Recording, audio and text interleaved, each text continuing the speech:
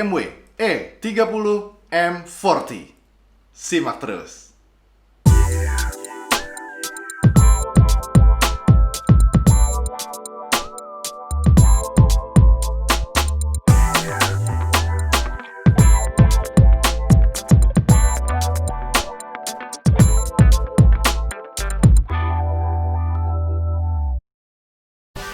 Mobil yang erat dengan film catatan Si Boy pada tahun 90-an ini masih banyak digandrungi sampai dengan hari ini, baik itu untuk mobil koleksi ataupun untuk mobil hobi. Tapi kali ini gue dapetin unit yang masih dipakai harian, bahkan dipakai sampai dengan keluar kota. Keren banget kan? So, sebelum ngobrol-ngobrol sama ownernya, gue ajak lo buat ngeliat eksteriornya. Check it out. Dimensi yang kompak merupakan salah satu ciri khas dari mobil BMW E30 M40 ini. Kap mesinnya juga keren. Kap mesinnya terbuka ke depan kayak gini nih. Keren ya? Dan mobil ini keren banget ketika diajak pose dengan semua pintu yang kebuka, termasuk si kap mesinnya. Kayak gini nih. Nah, jadinya mirip kan? Kayak pajangan diecast. Keren ya? Anyway, kata ownernya, mobil ini berwarna burgundy red, atau kata anak-anak BMW nih, namanya burgundrot. Lucu ya? Layout mesinnya kayak gini nih guys. Mesinnya memanjang atau vertikal khas mobil penggerak roda belakang. Dan ownernya ini apik banget. Bisa kelihatan dari engine bay-nya yang bersih. Walaupun ini dipakai harian, bahkan dia pakai sampai keluar kota jalan-jalan sama keluarganya. Rapi banget.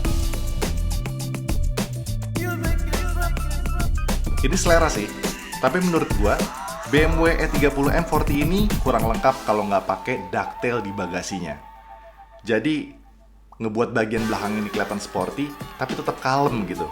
Yang khas lagi dari mobil ini adalah bagian desain lampu depan yang masih bulat-bulat gitu, dan kidney grill khas BMW yang masih berurutan kecil. Logo BMW di atas kap mesin juga makin menegaskan kalau ini adalah mobil BMW. Yeah, this is BMW man, Bayerig Motoren Work. Satu lagi yang gue suka dari dulu adalah lampu reflektor alias mata kucing yang ada di samping bumper sisi kiri dan sisi kanan, baik itu di bumper depan maupun bumper belakang. Dan kata ownernya, lampu ini bisa dikasih lampu beneran loh. Kemudian dilihat dari luar juga, mobil ini sudah sedikit mengalami modifikasi, yaitu ganti velg dan agak diceperin sedikit biar fitmentnya kelihatan pas, tapi masih enak dipakai untuk harian. Bahkan dia pakai juga touring keluar kota. Ceper tapi masih nyaman gitu ya. Sebagai orang awam, gue pun juga penasaran, gimana caranya biar mobil yang udah tergolong klasik ini masih siap untuk dipakai harian dan mesinnya bebas overheat. Dan juga mobilnya siap untuk dipakai keluar kota, jalan-jalan bareng keluarga. Gue tanya-tanya aja langsung sama ownernya. Simak terus.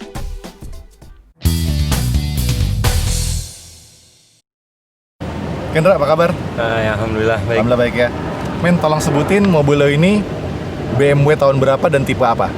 Ini BMW seri 3 E30 M40 tahun 90. Oke, nice. Terus ini mobil lo pakai harian nggak? Lebih sering dipakai lah harian. Gokil. Keluar kota jalan-jalan sama keluarga juga lo pakai? Ya, pastinya. Wah, gila keren banget ya. Kalau ada orang awam kayak gue, pengen beli mobil kayak gini nih, hal apa yang harus pertama kali diperhatiin? Bodinya, kakinya, elektrikalnya, atau mesinnya, atau apa? Karat ya. Paling penting banget sasis. Sasis, deck, propos pasti ada. Minimal sasis, bodi lurus, itu yang wajib. Part yang diganti untuk mesin deh, ada nggak yang perlu diperhatiin dari segi mesin? Pertama kali ngambil, yang paling banget harus wajib diganti atau dicek itu timing belt. Posisi timing belt kan di dalam nggak kelihatan. Kalau putus, bisa turun mesin gitu loh. Oh gitu ya. Berarti sebaiknya pas beli mobil ini langsung ganti timing belt ya? Ya. Berapaan tuh timing belt BMW ini? Sekitar 200 sampai 300 ribu lah yang merek-merek Contitech yang orinya lah. Kemudian dari segi mesin, ada lagi nggak yang mesti harus banget langsung diganti ketika ngambil mobil ini? Namanya kita ngambil mobil second, dicek keseluruhan ya, dari mulai busi, oli, filter udara, filter oli, gitu ya. Habis berapa nih kira-kira tuh? Sampai mobil ini layak jalan lah. Oli 4 liter, busi standar ya, maksudnya nggak perlu yang racing karena saya juga pakainya yang biasa aja. merek Bosch. Filter udara, filter oli itu sekitar 200 sampai 300 ribuan. Oli ada spek khusus nggak buat mobil ini? Spek khusus nggak ada, namanya mobil tua ya. Kalau saya sendiri sih prefer ke oli yang lebih kental sih dibanding yang oli lebih encer gitu. Lo pakai berapa? 0W berapa? 20-50 kalau 2050 ya. Oke. Terus Indra, ini kan mobil lo pakai tiap hari, lo pakai juga jalan-jalan keluar kota, keren sih. Gimana caranya biar mobil lo nih nggak overheat, men? aliran air pendingin dari mulai radiator gitu kan. Kita cek semuanya dari kipas pendinginan. Oke, terkait sama pendinginan mesin nih, ada nggak yang lo ganti fan-nya mungkin atau apa? E3040 itu pakai Viscofan. Viscofan-nya itu dulu sempet macet ya, kepikiran untuk ganti Visco, ternyata range sekitar 1 jutaan. Akhirnya sekarang pakai electric fan tapi punya 46. Awam nih, pertanyaan awam. Viscofan tuh apaan, bro? Viscofan itu dia berputar sesuai dengan putaran mesin. Oh, berarti intinya Viscofan itu fan yang berputar mengikuti putaran mesin. Gantinya electric fan itu kenapa? Biar putaran kipasnya itu pendinginannya itu stabil aja sih. Tapi so far dengan lo ganti electric fan ini mobilnya baik-baik aja ya, lo pakai keluar kota segala macam aman nih. So far sih aman, cuman memang harus simpen Visco juga sih sebenarnya di belakang. Kenapa? Kita kan nggak pernah tahu umur electric fan ya. Takutnya kalau kita perjalanan jauh, electric fan mati itu kan jadi menghambat juga sebenarnya. Oke. Terus di electric fan yang lo beli punyanya 46 tadi, udah ada sensor panasnya juga ya. Jadi kalau mesinnya panas, fan-nya putarannya otomatis makin kencang atau gimana tuh? Dia kan ngikutin temperatur ya. Oke. Jadi kalau misalkan di sini electric fan 46 dibikin 2 speed kalau saya sih. Jadi kalau misalkan temperaturnya setengah gitu, dia akan naik ke speed 2 sebenarnya. Tapi kalau misalkan di bawah setengah, dia masih main di speed 1 aja. Oke, nice. Terus untuk seputaran mesin itu aja ya, nggak ada lagi yang lo rombak ya? Putaran mesin udah itu aja, standar semuanya. Dan bener-bener udah aman ya, lo pakai tiap hari, macet-macetan, lo pakai keluar kota aman ya? So far sih aman lah ya. Aman ya? Keluar kota paling jauh mana rute lo naik mobil ini? Paling rutin mah lebaran kali ke Kuningan, Cirebon ya. Wah, yoi banget. Oke, eksterior sendiri ada yang lo modifikasi nggak? Saya sih cuma ganti velg ya, racing dinamik, ring 16, original ya. Kaki-kaki. Di sini gue pakai HNR Sport Kit 3 jutaan. Terus untuk shock itu standar, masih boge, bawaannya 3040. Itu 3,5 juta 4 biji ya? Iya. Oke, untuk velg tadi sorry belum disebutin tuh, harganya berapa tuh? 3 juta sampai 5 juta ya, tergantung kondisinya aja sih sebenarnya. Ngomong-ngomong, ini mobil lo warnanya apa sih? Lucu nih, merah marun atau apa ya? Gue sih orang awam bilangnya ini merah marun. Di E30 sih namanya Burgundy ya, atau Burgundrot ya kalau bahasa Jermannya mungkin ya. Oke, terus ngebahas eksterior Indra. Ini kan gue perhatiin mobil lo masih komplit ya, list-list pintu masih komplit, karet-karet masih komplit. Ini lo dapetnya udah begini atau lo restore? Gue dapet udah kayak gini. Wah, beruntung lo. Oke, nice. Ini kampas remnya atau jangan-jangan disc brake-nya udah perlu nggak sih diganti ketika ngambil mobil ini?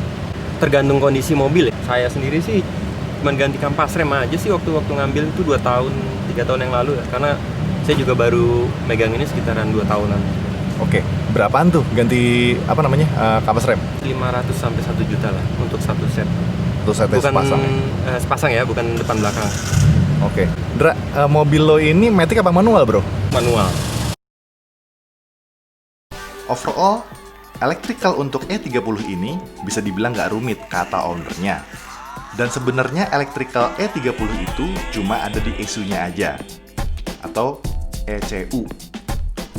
Sisanya masih konsol yang sifatnya manual. Kemudian yang perlu diperhatikan lagi dari penyakit-penyakit BMW di E30 itu adalah power steering yang sering bocor karena memang sudah umur. Kemudian, kadang-kadang ditemukan setting airflow yang memang sudah nggak normal. Itu mesti disetting ulang lagi di bengkel. Kemudian selang-selang bensin yang juga udah berumur dan ini wajib banget diganti ya. Kemudian, harus diperhatikan aliran pembuangan air. Nah, ini penting banget. Air yang dimaksud di sini adalah air hujan. Ini merupakan efek kropos ataupun kesumbat pada lubang udara yang ada di kap mesin.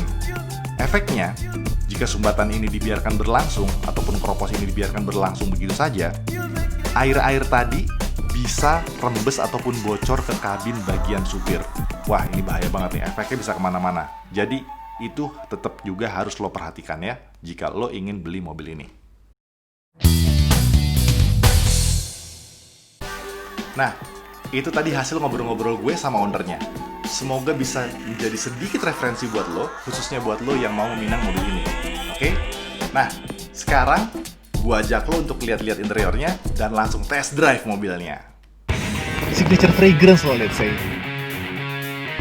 4500, ganti gigi 2, 3, 4500, ganti gigi tiap 5500.